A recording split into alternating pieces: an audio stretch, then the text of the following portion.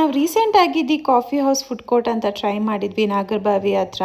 ಒಳಗಡೆ ಹೋದರೆ small stalls ಸಿಗುತ್ತೆ. North Indian, south Indian, Chinese ಎಲ್ಲ ಥರ ಕ್ವಿಸಿನ್ಸ್ ಸಿಗುತ್ತೆ.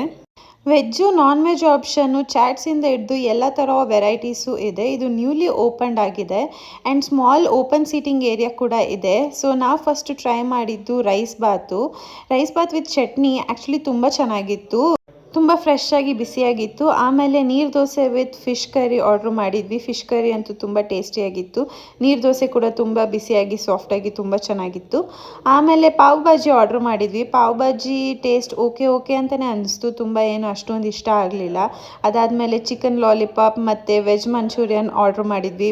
ವೆಜ್ ಮಂಚೂರಿಯನ್ ಅಂತೂ ಒಂದು ಚೂರು ಇಷ್ಟ ಆಗಲಿಲ್ಲ. ಅದಾದಮೇಲೆ ಚಿಕನ್ ಶವರ್ಮ ಟ್ರೈ ಮಾಡಿದ್ವಿ. ಚಿಕನ್ ಶವರ್ಮ ತುಂಬ ಚೆನ್ನಾಗಿತ್ತು. ನೀವೇನಾದರೂ budget friendly option and variety food try ಮಾಡಬೇಕು ಅಂತ ಇದ್ದರೆ, ನಾಗರಬಾವಿ ಸೈಡ್ ಇದ್ದರೆ ಈ ಪ್ಲೇಸ್ನ ಡೆಫಿನೆಟ್ಲಿ ಚೆಕ್ಔಟ್ ಮಾಡಿ. Thank you.